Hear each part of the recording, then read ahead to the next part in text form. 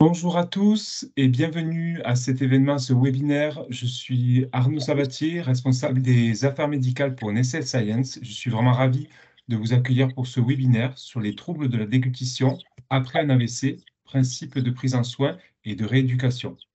Vous avez été très nombreux à vous inscrire, plus de 500 personnes pour ce webinaire, montrant vraiment l'intérêt pour ce sujet que vous portez. Pour animer ce webinaire, nous avons aujourd'hui une experte du sujet sur la prise en charge des troubles de la déglutition, Anne-Christine Bricot, qui est orthophoniste à l'Institut médical de Céris. Je vais laisser la parole à Anne-Christine Bricot, qui va intervenir pendant 45 minutes pour sa présentation, puis nous aurons 15 minutes de questions-réponses. Alors surtout, n'hésitez pas à poser vos questions sur le fil, sur le chat, tout au long de la présentation. Anne-Christine, je vous laisse la parole. Merci beaucoup Arnaud pour cette introduction. Bonjour à tous. Je suis Anne-Christine Bricot, je suis orthophoniste en SSR en Seine-et-Marne. Je remercie Nestlé Health Science de m'avoir donné l'opportunité de vous parler aujourd'hui de ce sujet. Il s'agit donc des troubles de la déglutition post-AVC. C'est un sujet qui me tient à cœur. Et je vous remercie aussi, vous tous, de prendre le temps aujourd'hui de vous former sur ce sujet et de suivre ce webinaire. La présentation va s'articuler comme suit. Je vais d'abord vous donner quelques petites pistes sur comment, pour comprendre, mieux comprendre, évaluer et traiter les troubles de la déglutition post-AVC. Et on va d'abord commencer par quelques définitions sur l'AVC. Alors, qu'est-ce que l'AVC ? L'AVC, c'est quand une ou plusieurs parties du cerveau ne sont plus alimentées en raison d'un arrêt de la circulation sanguine. Il y a deux scénarios possibles. Dans la majorité des cas, cet arrêt est provoqué par un caillot, ce qu'on appelle un thrombus, qui va boucher une artère. On parle alors d'un AVC ischémique. Dans une minorité des cas, on va avoir une artère qui va se rompre. On parle alors d'un AVC hémorragique. On peut aussi observer des AVC ischémiques à transformation hémorragique. Donc, petite parenthèse aussi sur l'AVC hémorragique, il faut aussi savoir qu'il est associé à des séquelles qui vont être un petit peu plus importantes et une récupération moindre. Quel est le rôle des artères ? Les artères, elles permettent d'alimenter le cerveau en oxygène. Sans cet apport en oxygène, les cellules du cerveau, donc les neurones, vont décéder à une vitesse assez rapide, 1,9 million de neurones par minute. Pour rappel, on a en stock environ 100 milliards de neurones. Donc, il s'agit vraiment d'une urgence vitale où chaque minute compte. Donc, on l'a vu, l'AVC provoque ainsi des lésions cérébrales qui vont être sévères. Elles vont perturber la commande nerveuse et empêcher la réalisation de nombreux mouvements selon un petit peu les différentes localisations des lésions. Cet AVC, il peut être transitoire, auquel cas les symptômes ils vont régresser en fait dans le temps. Néanmoins, il faut être particulièrement vigilant dans ce cas-là parce que cet AVC a encore plus de risques de se transformer en un AVC constitué dans les différentes heures, jours, semaines, voire mois qui suivent. En ce qui concerne la prévalence, ça concerne quand même de très nombreux cas. On est sur 140 000 nouveaux cas par an, ce qui représente à peu près un AVC toutes les 4 minutes d'après l'INSERM. Je vous ai noté différents facteurs de risque aussi pour l'AVC. Donc, on a l'âge, l'hypertension, le cholestérol, le diabète, l'obésité, mais on a aussi la sédentarité, l'alcoolisme, le tabagisme et des antécédents familiaux. Donc, c'est intéressant d'avoir ces petits facteurs de risque en tête. On va chercher nécessairement les différentes causes potentielles pour limiter les risques de récidive, qui sont quand même de 10% dans les 5 ans qui suivent l'AVC. Donc l'AVC va entraîner, on va parler un petit peu des symptômes de l'AVC. L'AVC, il va entraîner une atteinte qui est contralatérale, c'est-à-dire que les difficultés à la fois sur la motricité et la sensibilité vont se manifester du côté opposé au côté atteint par le cerveau, au côté atteint dans l'AVC. Par exemple, dans le cas d'un AVC ischémique droit, on va observer une paralysie du côté gauche. Je vous ai noté quelques symptômes parmi les plus fréquents. Ça nous permet d'avoir une petite vision d'ensemble du patient et aussi un petit peu dans quelle manière ces troubles-là peuvent impacter sa qualité de vie, mais aussi son quotidien, notamment pour les repas, qui est l'axe qui va nous intéresser le plus aujourd'hui.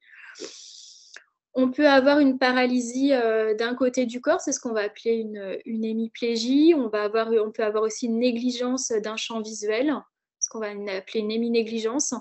On peut avoir une paralysie faciale, donc une petite paralysie du visage qui peut concerner la motricité et la sensibilité, un trouble de la voix, ce qu'on va appeler une dysarthrie, un trouble du langage qui peut concerner tant la compréhension que l'expression, donc une aphasie, et puis des troubles de la déglutition, c'est le sujet de notre présentation aujourd'hui.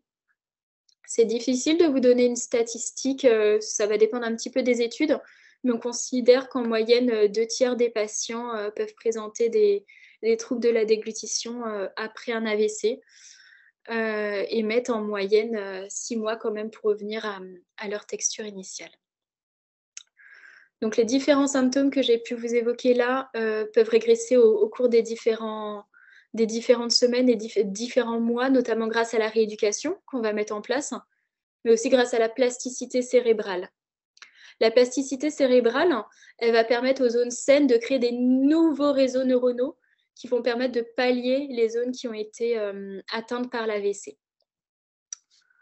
Donc voilà un petit peu pour les symptômes de l'AVC. Je vais vous parler un petit peu du parcours du patient après son AVC. Donc après un appel aux urgences, le patient il va être transféré dans des unités de soins intensifs neurovasculaires. S'il est pris en charge suffisamment précocement, donc on parle quand même des 4 à 5 premières heures après l'AVC, on va pouvoir lui proposer, dans le cas d'un AVC ischémique, une thrombolyse ou une thrombectomie qui permettent de retirer le thrombus de manière manuelle dans le cas d'une thrombectomie avec un cathéter, ou alors grâce à un médicament qui va aider à dissoudre le thrombus dans le cas d'une thrombolyse. Ces opérations-là, elles sont intéressantes parce qu'elles vont vraiment avoir un impact sur la sévérité des troubles. Le diagnostic, il va être réalisé avec une imagerie avec une IRM ou un scanner qui nous permet d'avoir une idée un petit peu du volume et de l'étendue des lésions. Pour la sévérité de l'AVC, on va avoir le NIS. Je vous ai mis un petit lien dans la cytographie pour avoir une petite idée du calcul et des différents items qui entrent en compte pour le NIS. C'est un score fonctionnel qui va prendre en compte pas mal de choses, tant de l'aspect moteur, langagier, cognitif après l'AVC. Plus ce score est élevé, plus l'AVC il est important. On considère qu'il est grave à partir de 20. Je vous en parle parce que c'est une donnée qu'on retrouve souvent dans les dossiers et on en parle souvent lorsqu'on parle d'un patient de ce fameux NIS qui donne vraiment un petit peu une idée d'où en est le patient. On va avoir un NIS qui va être réalisé à la fois à l'entrée et à la sortie du patient, ce qui nous donne aussi une petite idée de l'évolution. Le patient, il va rester dans cette unité-là entre quelques jours et quelques semaines. Et on va commencer les premiers bilans, première rééducation, réintroduction alimentaire quand c'est possible. Quand c'est pas possible, c'est des patients qui vont bénéficier d'une alimentation entérale uniquement ou alors en complément avec une alimentation orale. Et lorsque ce patient il est stabilisé, on va lui proposer de passer en SSR, donc c'est dans ce cadre-là que moi j'exerce et interviens, où on va pouvoir lui proposer de continuer la rééducation et la réadaptation. En général, il y reste plusieurs semaines à plusieurs mois avant de rentrer chez lui, si son état le permet, avec une poursuite de la prise en charge, soit en hôpital de jour, soit avec l'hospitalisation à domicile, soit avec des professionnels en libéral, soit aussi un passage en EHPAD selon le profil des patients. On va passer à quelques définitions sur la déglutition. La déglutition, c'est un processus physiologique qui est complexe, qui assure 2 fonctions principales. La première fonction, c'est le transport du bolus, qui est généralement alimentaire, jusqu'à l'oropharynx, l'œsophage, puis l'estomac. Il y a une deuxième fonction qui est très importante aussi. Il s'agit de la protection des voies respiratoires, notamment des poumons. On va le voir un petit peu en détail sur la diapo après, mais ce processus, il nécessite vraiment l'intégrité et la coordination de nombreux mécanismes, à la fois sur le plan sensoriel, mais aussi sur le plan moteur. On ne va pas avoir un seul tableau clinique unique des troubles de la déglutition post-AVC. On peut vraiment avoir une grande variété de troubles qui vont être plus ou moins importants selon les lésions cérébrales et selon les commandes nerveuses qui vont être impactées par l'AVC. D'où l'importance de recourir à des examens approfondis pour isoler plus précisément les difficultés et personnaliser la prise en charge. Mais on reviendra dessus bientôt. Je vais vous parler des 3 phases de la déglutition. Il y a généralement 3 phases, mais c'est vrai que selon les aliments, on va avoir moins de phases. On ne va pas compter une phase de mastication pour les liquides, les médicaments ou la salive. La phase orale, elle est constituée de la préparation du bolus et la propulsion du bolus. Lors de la préparation du bolus, les aliments sont broyés, insalivés, mastiqués et ils vont être maintenus dans la bouche sur la langue. Et lors de la phase de propulsion du bolus, on a un bolus qui est maintenant homogène et il va être guidé progressivement par péristaltisme vers la base de la langue. On va avoir alors l'apex, donc l'extrémité de la langue, qui va s'élever contre le palais pour fermer la cavité buccale. On passe sur une phase pharyngée. On va avoir différents mécanismes qui vont intervenir plus ou moins en même temps. Le corps est alors en apnée. On va avoir le voile du palais, que vous voyez un petit peu sur les images, qui va s'élever de manière à fermer la cavité nasale, donc pour éviter tout reflux nasal. Et puis, on va avoir différents mécanismes qui vont entrer en compte pour la protection des voies respiratoires. On va avoir les plis vocaux qui vont se fermer. On va avoir l'épiglotte qui va s'abaisser. C'est comme un petit clapet qui va s'abaisser pour fermer le larynx, de manière à empêcher toute pénétration dans la trachée et puis après toute aspiration dans les poumons. Donc, c'est des phases qui sont réflexes pour la phase pharyngée et œsophagienne et qui sont très rapides. La phase œsophagienne, elle marque après l'entrée du bolus dans le système digestif. On va passer un petit peu sur les fausses routes, sur les troubles de la déglutition. Les troubles de la déglutition peuvent se manifester du coup par des fausses routes. Qu'est-ce qu'une fausse route? Les fausses routes, c'est le passage dans les voies respiratoires de fragments de bolus. Ça peut être à la fois des aliments, des liquides, ça peut être aussi des médicaments, ça peut être aussi des sécrétions. Ça peut être des sécrétions salivaires, ça peut être aussi des sécrétions nasales. C'est vrai qu'il ne faut pas oublier qu'on peut avoir un certain nombre de fausses routes à la salive et c'est assez handicapant parce qu'il y a peu de choses qu'on peut mettre en place là-dessus. Il y a plusieurs signes qui peuvent nous faire suspecter des fausses routes. La principale, la plus connue, c'est vraiment la toux. La toux, c'est un réflexe de dégagement, un réflexe de protection, un petit peu comme le raclement de gorge ou émage, qui va directement nous faire suspecter des fausses routes. On peut observer aussi d'autres petites choses qui vont nous faire suspecter une déglutition inefficace. Des morceaux, par exemple, des stases qui vont rester en bouche même après une ou plusieurs déglutitions. Des signes d'effort, un larmoiement, une grimace, un essoufflement. Et après, on va avoir aussi différents signes un petit peu d'atteinte des voies respiratoires, je pense surtout à la modification de la respiration.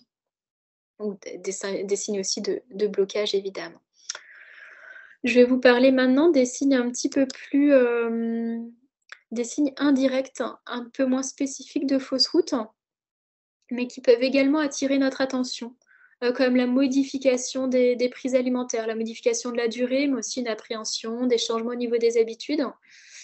Et puis, on va avoir aussi, dans un certain nombre de cas, environ un tiers des cas sur des patients post-AVC selon les études, donc c'est quand même très important, des fausses routes qu'on appelle silencieuses. On dit qu'elles sont silencieuses parce que dans ce cas-là, la toux, elle est absente, voire elle est différée. Du coup, on va être amené à être vigilant à d'autres symptômes, d'autres signes. On va suspecter des fausses routes silencieuses en cas de perte de poids inexpliquée, en cas d'épisode fébrile inexpliqué et en cas d'encombrement bronchique à répétition. Donc c'est important d'avoir un petit peu tous ces signes en tête quand on voit le profil d'un patient. Je vais vous parler maintenant des complications en lien avec les troubles de la déglutition.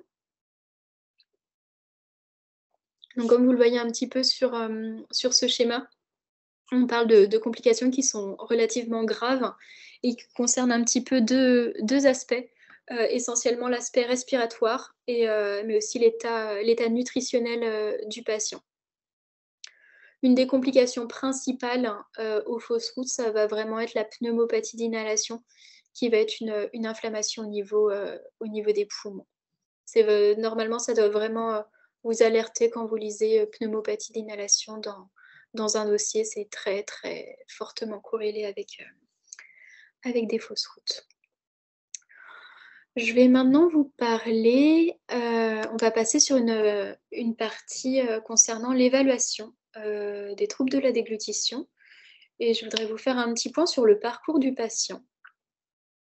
Donc à l'entrée dans nos services, donc en SSR, on peut proposer un petit test de dépistage. À l'issue de ce test-là, les médecins vont prescrire un bilan de déglutition réalisé par l'orthophoniste et par certains kinés aussi, qui sont maintenant de plus en plus formés à le faire, qui donnera lieu à des hypothèses thérapeutiques et des propositions d'adaptation.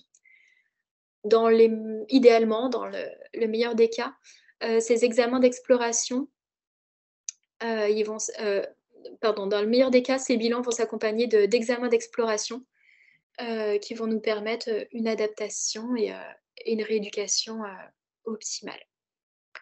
En ce qui concerne le dépistage, je vous ai noté un petit peu les facteurs de risque qui vont nous permettre de porter une attention particulière sur ces patients-là qui sont plus à risque statistiquement. On a l'âge, on a aussi la localisation de la lésion.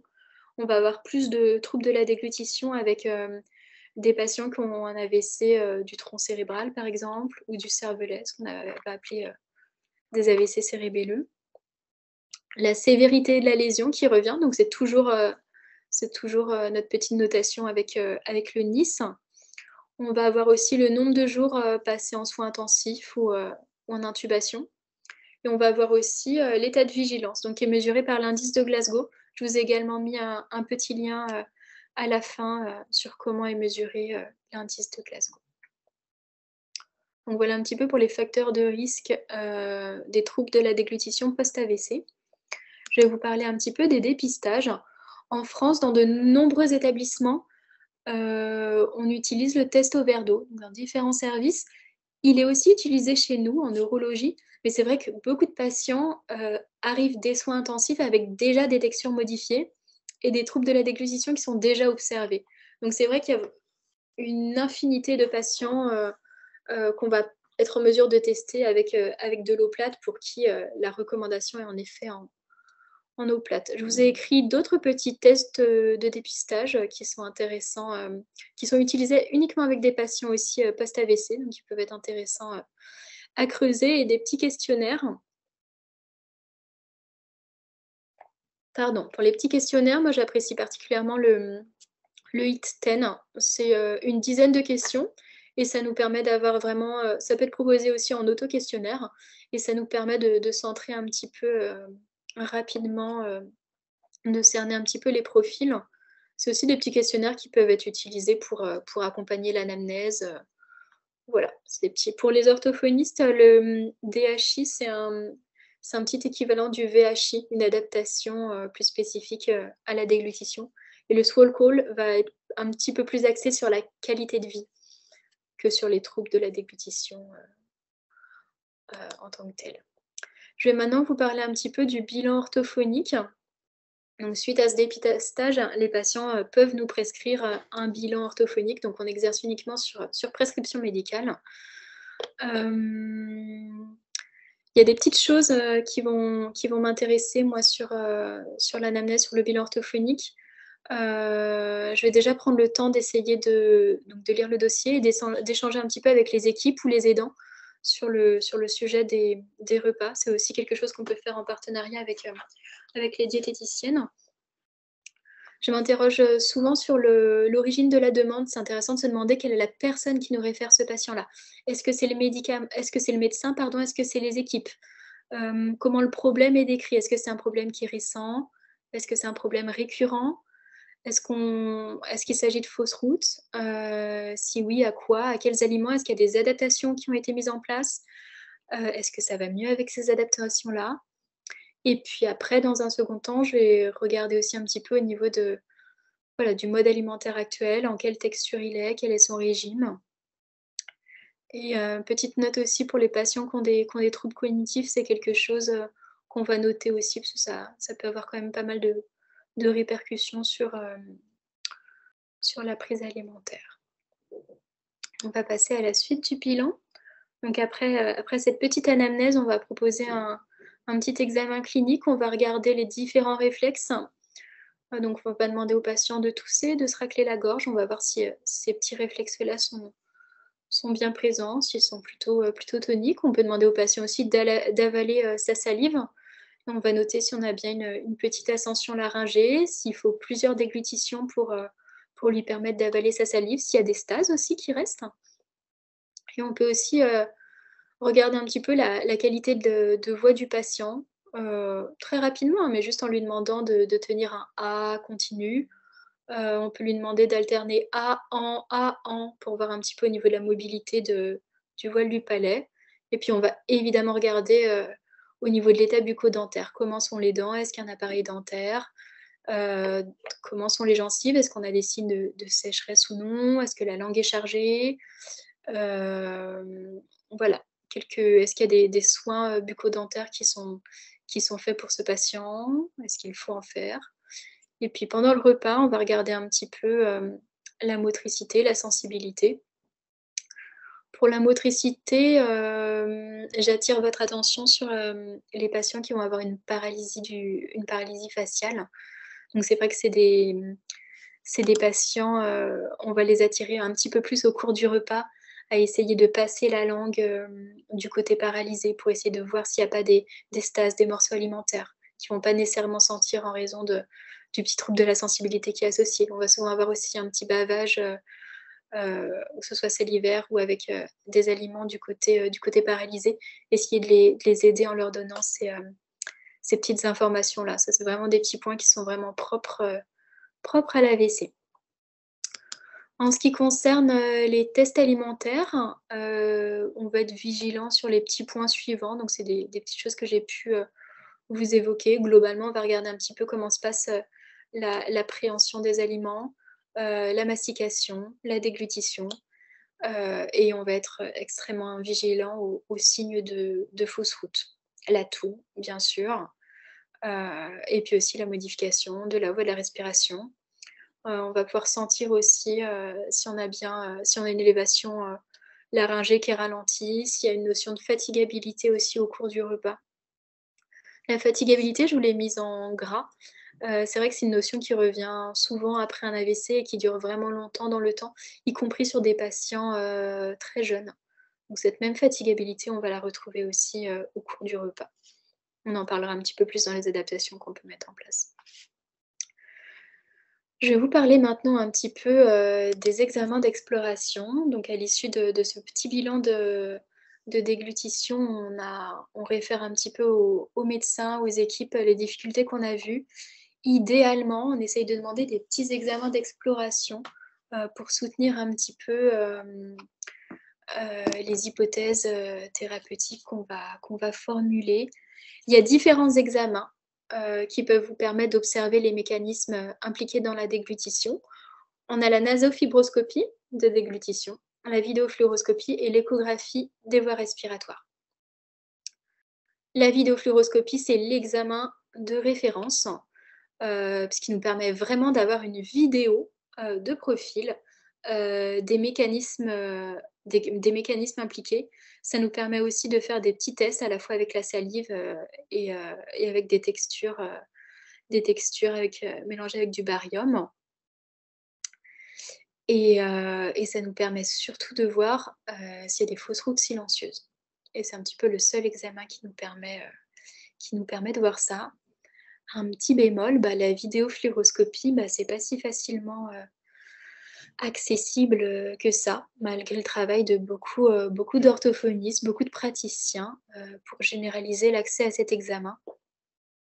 Ce qu'on peut demander et qui est un petit peu plus accessible, c'est la nasofibroscopie qui est généralement réalisée par un ORL. On va avoir une petite caméra, l'endoscope, qui va passer par le nez et voir un petit peu les structures.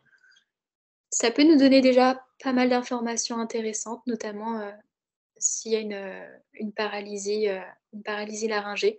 Et ça nous permet de voir aussi un petit peu s'il y a des stases, notamment au niveau des sinus piriformes. Je vais vous parler maintenant des différentes manières d'adapter l'environnement, les textures pour les troubles de la déglutition post-AVC. Donc pour diminuer les risques de fausses routes, on peut adapter évidemment la texture. Donc je vous ai remis l'IDDSI. Pour plus de détails, je vous référerai à la vidéo que Virginie Ruglio a fait sur ce sujet avec Nestlé l'année dernière, il me semble.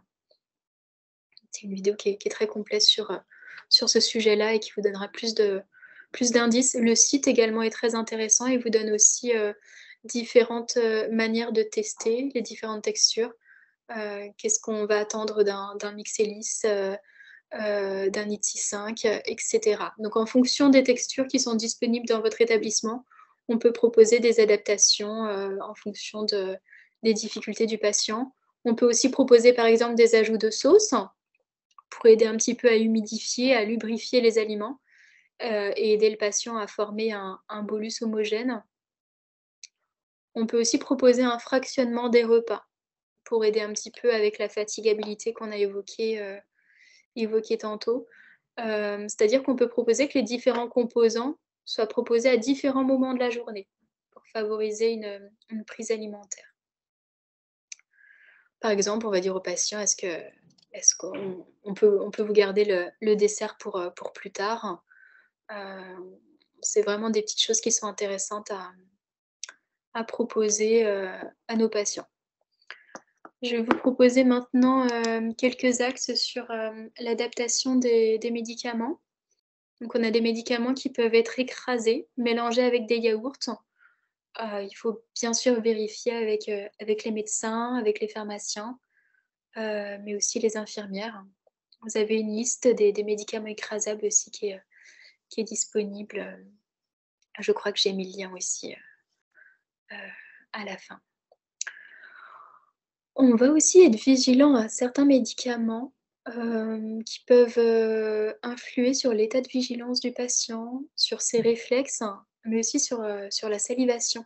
On a des médicaments qui vont être en lien avec une hypo ou une hypersialurie. Donc c'est parfois des petites discussions à avoir avec les médecins quand on observe tout d'un coup qu'on va avoir un patient qui salive beaucoup plus, beaucoup moins.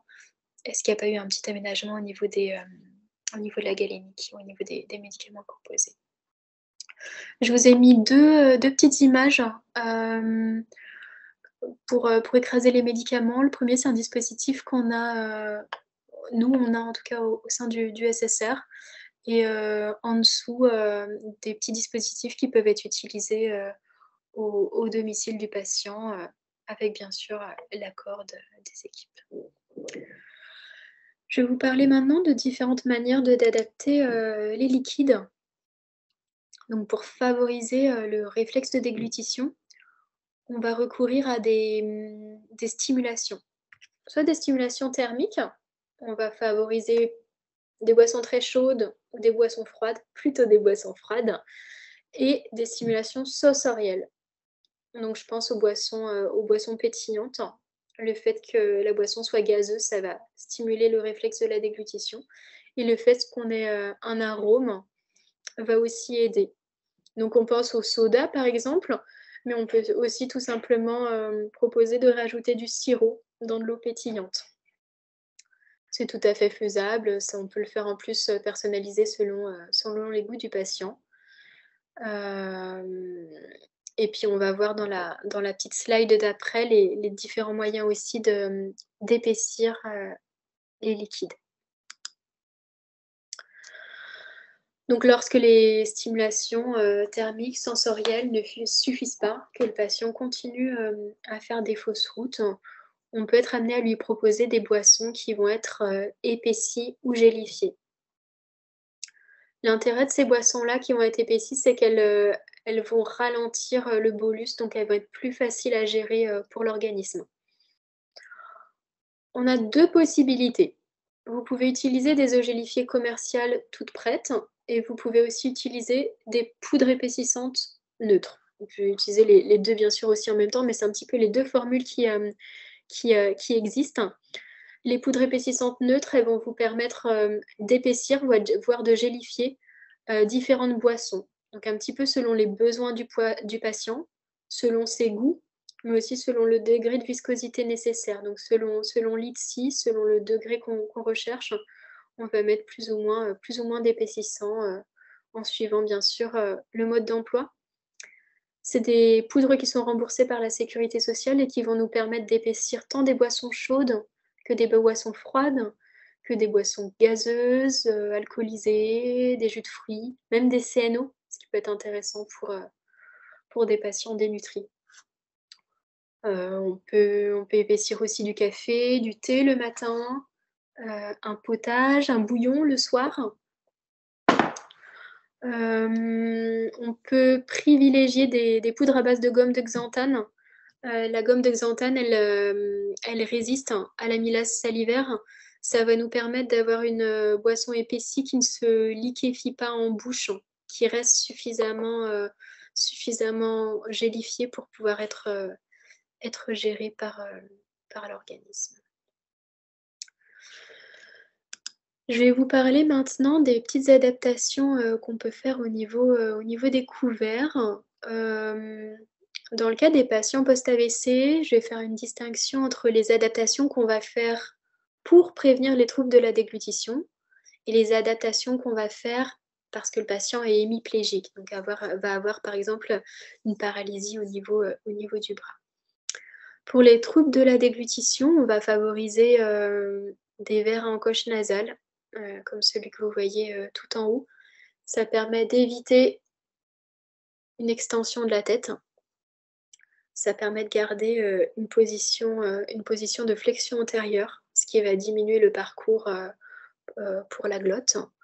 On va favoriser des cuillères à café. C'est un petit peu le meilleur compromis entre, une cuillère qui va être trop grande, donc du coup avec, quelque chose qui va se disperser et avec, une cuillère trop petite et pour peu qu'il y ait des troubles de la sensibilité, c'est difficile aussi à gérer, pour le patient. Les adaptations qu'on peut faire pour un patient, hémiplégique, ça va être des petits rebords d'assiette, des tapis, antidérapants aussi, donc pour l'aider à se servir au mieux avec une main. Ensuite, le travail de la déglutition se fait vraiment en partenariat. Alors l'orthophoniste est souvent perçu comme l'unique interlocuteur des troubles de la déglutition, mais en réalité, ça ne peut pas se faire sans un partenariat avec, un certain nombre de professionnels. On va voir le médecin en haut de la pyramide. C'est lui qui prescrit la texture, les médicaments, le bilan orthophonique et qui va coordonner aussi toute cette prise en charge. Le diététicien, donc qui va réaliser les menus, les adaptations de texture, de régime. On va beaucoup personnaliser aussi avec eux les menus. Ça peut être très intéressant de travailler en binôme, de réaliser des bilans de suivi. On a souvent des patients en commun qui vont présenter à la fois des troubles de la déglutition et aussi qui vont être, dénutris. On a vu que c'était quand même 2 notions qui étaient très corrélées. Les ergothérapeutes, ils peuvent proposer les adaptations au niveau des couverts, comme on a vu un petit peu plus haut, et aussi des aides au niveau de l'installation.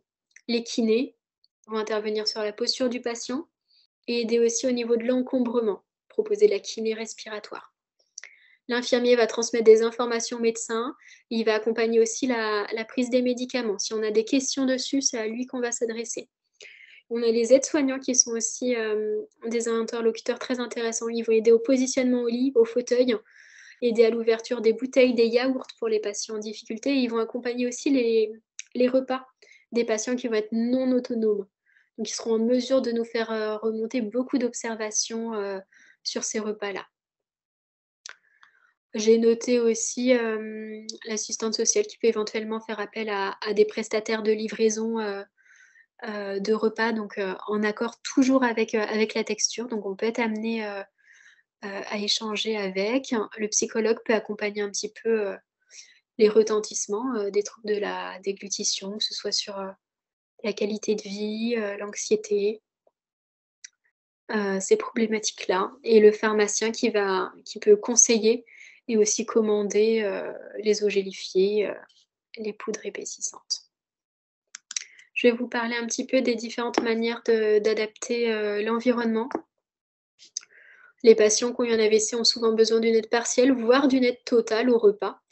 On a besoin que l'accompagnant soit visible par le patient pour lui permettre d'anticiper les mouvements. Il doit être face à lui, idéalement un petit peu plus bas, proposer des petites quantités en présentant la cuillère par le bas, et on va privilégier idéalement les aliments les plus caloriques.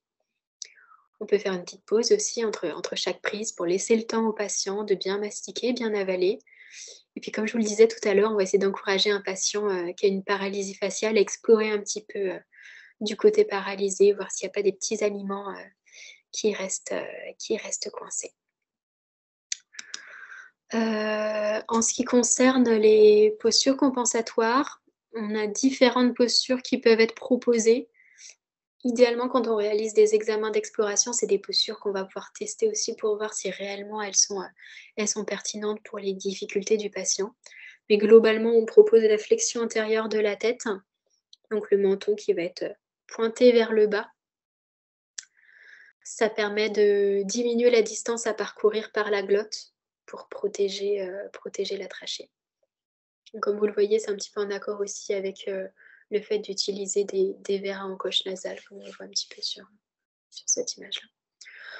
Dans le cas d'une paralysie, on peut aussi proposer au patient une rotation de la tête et une inclinaison du côté sain. Je vais vous parler un petit peu maintenant de l'éducation thérapeutique du patient. L'accompagnement du patient, ça passe aussi par l'éducation thérapeutique. Lui et son entourage, ses aidants, sa famille. On va essayer de trouver un petit temps d'échange, lui donner le maximum d'outils, d'informations personnalisées si possible selon le profil du patient. Il y a des petits livrets qui sont réalisés par certains hôpitaux. Ça peut être intéressant, On peut proposer aussi des petites idées de recettes, des petites plaquettes qui expliquent un petit peu la texture actuelle ou les troubles de la déglutition, orientées aussi vers des associations. En ce qui concerne la rééducation orthophonique, je vais attirer votre attention sur 2 petits points. Elle va être possible pour des patients qui vont avoir suffisamment de capacité cognitive pour essayer de comprendre et d'appliquer au mieux les consignes et idéalement de pouvoir les généraliser. Deuxième petit point, ça va dépendre aussi des moyens humains et des moyens matériaux qui vont être mis à la disposition des orthophonistes par les établissements. C'est des prises en charge qui vont prendre du temps, et c'est vrai que ça va pas toujours être notre priorité quand on est en manque d'orthophonistes. Néanmoins, c'est des prises en charge qui sont très intéressantes. On a de plus en plus de littérature scientifique aussi dessus. Il y a pas mal de petites choses qu'on peut mettre en place plus facilement. Par exemple, une stimulation olfactive avec des petites odeurs sur un coton-tige, une stimulation thermique, là, comme on le voit sur la petite image, ça va être plus facile à mettre en place qu'une stimulation électrique avec un TENS quand on n'a pas accès à ce genre de technologie. Et puis des petits exercices de renforcement musculaire, idéalement selon ce qu'on a pu voir avec les petits examens. Donc on peut faire aussi des petits exercices ou des manœuvres spécifiques à la déglutition. Là, vous avez une petite image avec la manœuvre de Masako où on essaye d'avaler sa salive en gardant la langue coincée entre les dents pour travailler un petit peu au niveau de la base de la langue de l'hyoïdien. Voilà un petit peu le matériel qu'on peut utiliser en déglutition, et pas que, aussi pour la voix. Ça vous donne un petit peu une idée. Il y a des matériaux qui sont parfois un petit peu versatiles. J'ai noté aussi les petits biscuits apéritifs, sucrés ou salés. Ça rentre pas dans l'ITSI, mais c'est vrai que c'est intéressant. Je pense aux petits BN par exemple ou aux petits biscuits apéritifs. C'est intéressant pour le patient parce qu'il y a une notion on va croquer, une notion de mastication et en même temps, c'est des textures qui vont fondre assez rapidement en bouche. On va avoir un petit goût aussi. Donc c'est vrai que quand on fait des petits tests, ça peut être des petits gâteaux intéressants à avoir sur la main, sous la main. Des petites balles aussi pour faire ce qu'on appelle un chin tuck against resistance. Voilà, pas mal de petites choses plus ou moins accessibles. Il y a des choses qu'on trouve facilement dans un cabinet, sur Optoys, là par exemple pour les planches de souffle, et d'autres qui vont nécessiter des commandes ou des adaptations, par exemple pour la petite balle. Je vais passer maintenant un petit peu sur la conclusion de cette présentation. On a vu que les troubles de la déglutition post-AVC sont quand même très fréquents. On a dit à peu près 2/3 des patients post-AVC et qui se manifestent aussi souvent par des fausses routes silencieuses, 1/3 quand même des patients. Ces troubles de la déglutition ont quand même un impact direct sur l'état nutritionnel et respiratoire du patient, avec des risques de complications qui sont graves. On essaye de mettre en place une prise en charge précoce, donc qui est permise par l'identification des facteurs de risque et l'utilisation de tests ou de questionnaires de dépistage. Notre évaluation orthophonique va permettre de noter des informations qualitatives et de proposer des hypothèses thérapeutiques sur ce qui fonctionne, ce qui ne fonctionne pas, et des propositions d'adaptation. L'utilisation d'examens complémentaires, évidemment, qui serait nécessaire pour accompagner cette rééducation, cette réadaptation, pour avoir des propositions qui sont plus proches des difficultés du patient.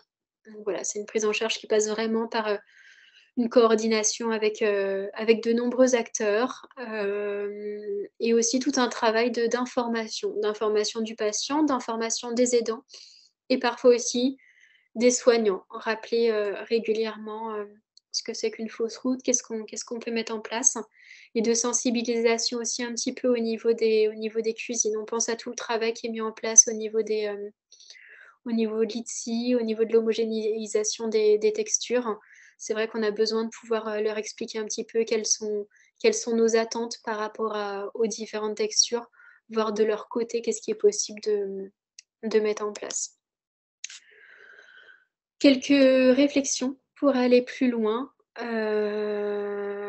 On essaye d'être prudent en l'absence d'examen, d'être au maximum sur des hypothèses, se fonder sur les informations factuelles que nous avons à notre disposition, se baser sur une démarche au plus proche de l'EBP. C'est vrai que c'est très intéressant de pouvoir faire une veille documentaire en ce moment où on a beaucoup d'articles, beaucoup de recherches, beaucoup de livres, beaucoup de formations. Ça permet vraiment d'avoir, je trouve, des échanges intéressants sur notre pratique. Puis on essaye encore plus sur le thème de l'alimentation, d'être au plus proche des goûts, des cultures et des habitudes alimentaires du patient. C'est vrai, quand on parle d'alimentation et de déglutition, il y a toujours aussi un petit peu une réflexion sur l'éthique. comment on va maintenir le plaisir, adapter les textures, jusqu'à quel point. C'est vrai qu'on a besoin d'avoir des informations aussi sur dans quelle mesure on passe dans une alimentation plaisir. Puis comment adapter aussi l'adaptation et la rééducation. On va adapter, mais on a besoin de pouvoir continuer à solliciter un petit peu le corps, continuer à l'habituer à mâcher, à avaler. Donc, c'est vrai que c'est toutes ces dimensions-là qu'on va avoir en tête et idéalement qu'on va pouvoir échanger avec des médecins, avec d'autres professionnels pour pouvoir mettre en place une prise en charge adaptée. Donc quelques petits sites qui vous permettent d'aller un petit peu plus loin, l'ITSI surtout. Puis je vous ai remis du coup pour le calcul du NIS et l'indice de Glasgow. Des petits livres pour terminer que j'aime bien sur la déglutition. Beaucoup d'ouvrages en anglais. Il y en a un notamment qui a été réalisé aussi par une équipe japonaise, donc c'est intéressant de pouvoir confronter aussi les perspectives, et d'autres par des équipes américaines. Donc voilà un petit peu sur les ressources que j'utilise.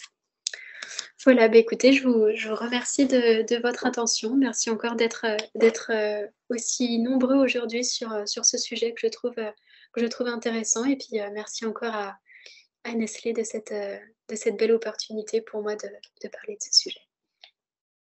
Merci beaucoup, Anne-Christine, pour cette présentation très claire, très pédagogue, qui nous a vraiment beaucoup intéressés. Il y a d'ailleurs beaucoup de questions et de commentaires. On va pouvoir les parcourir ensemble. Je vais reprendre le fil et on va regarder toutes les questions Avec plaisir. sur le fil. Alors. Donc, il y avait une première question. Alors, concernant, c'est juste d'être bien au démarrage, pardon, des questions.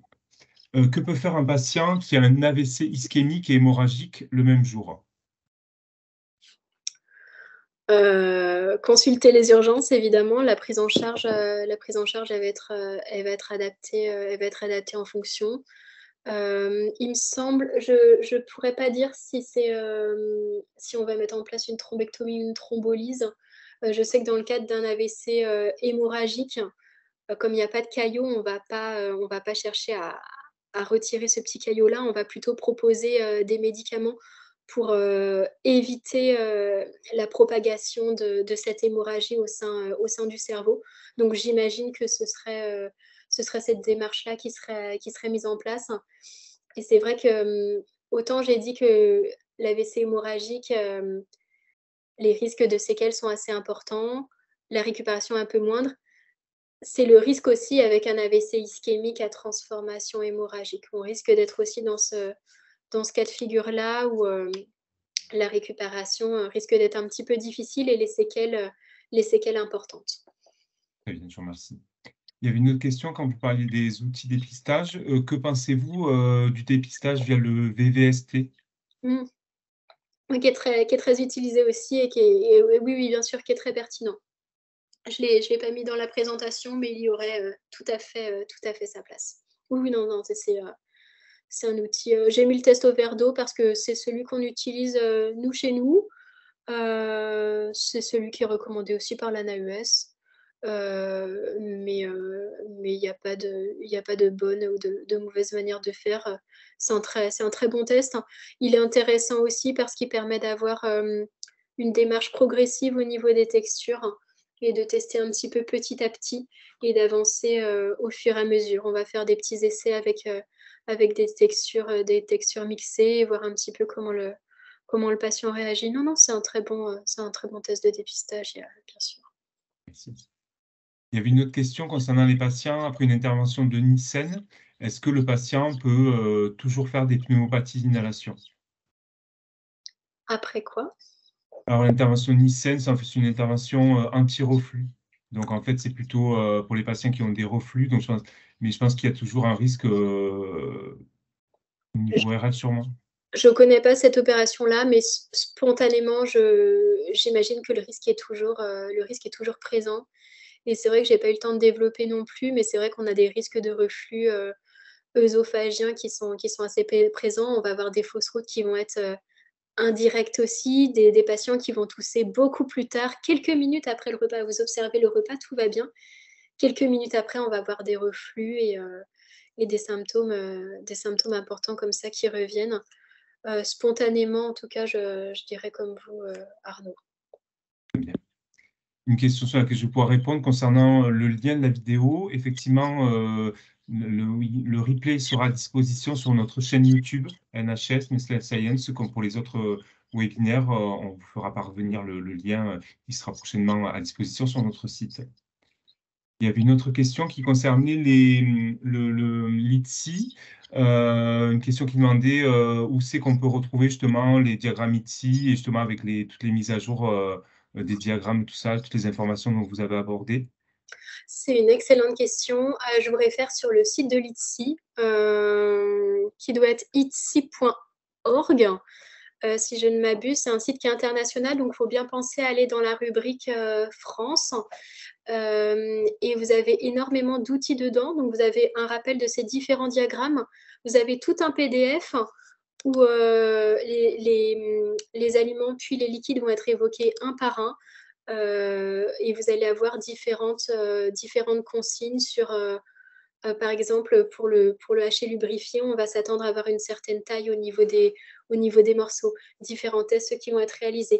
Pour les liquides, au niveau des tests des viscosités qui vont être réalisés avec les petites pipettes, vous allez avoir plein d'indications sur quel type de pipette on va utiliser, comment on réalise ce test-là, pour voir dans quelle mesure le liquide est plus ou moins épais, dans quel cadre, dans quel grade d'IFSI on rentre. C'est une très très grosse base de données. Ils ont traduit énormément de matériaux. C'est quand même un travail international qui se veut de grande ampleur, de pouvoir avoir différents tests qui vont être utilisés selon les cultures. Tester si des aliments sont facilement écrasables à la fourchette. On va voir aussi au niveau de la coloration de l'ongle, si ça demande peu d'efforts à écraser. Des petits tests aussi avec des baguettes selon les cultures. Très très grosse base de données. ITSI.org. Donc l'ITSI, c'est International Dysphagia Diet Standardization Initiative. Il y a des groupes aussi. Il y a un groupe Facebook, il me semble, sur l'ITSI francophone, où il y a des échanges très intéressants.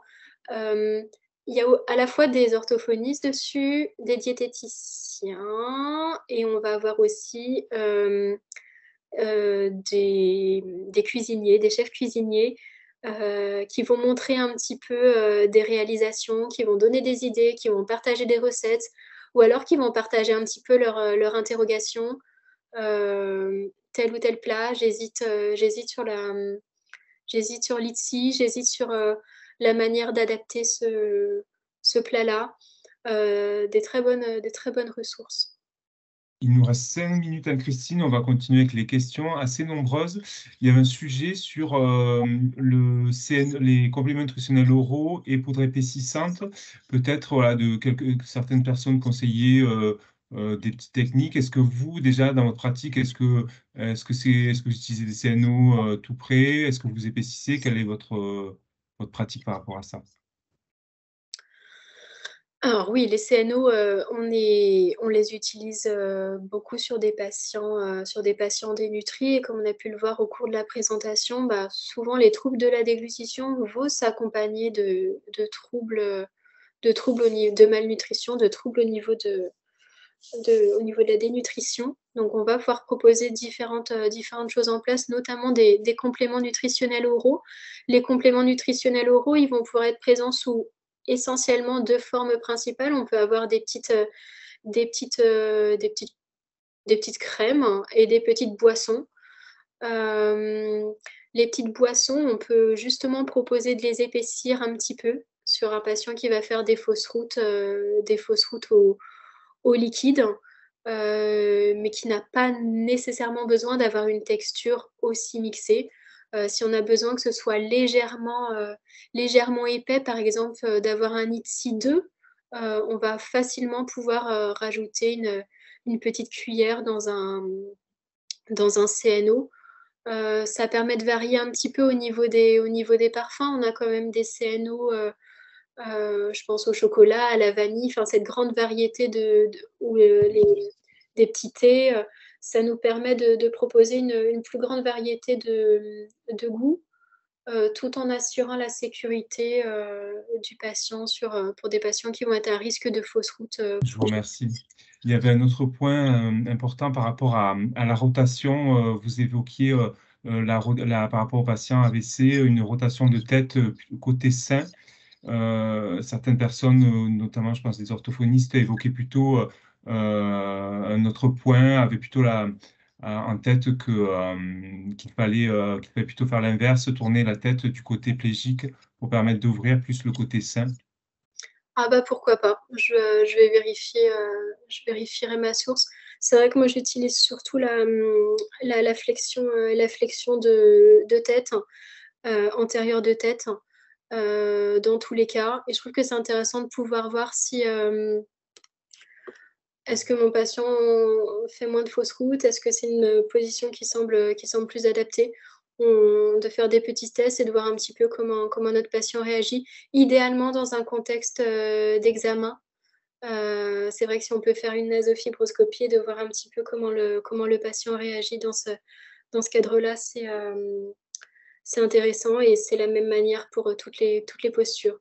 C'est vrai qu'on a des grandes lignes, mais même sur les grandes lignes, même sur la flexion antérieure qui est presque un universel, il y a quand même toujours des petits bémols et de se dire il faut adapter selon les patients, selon les situations.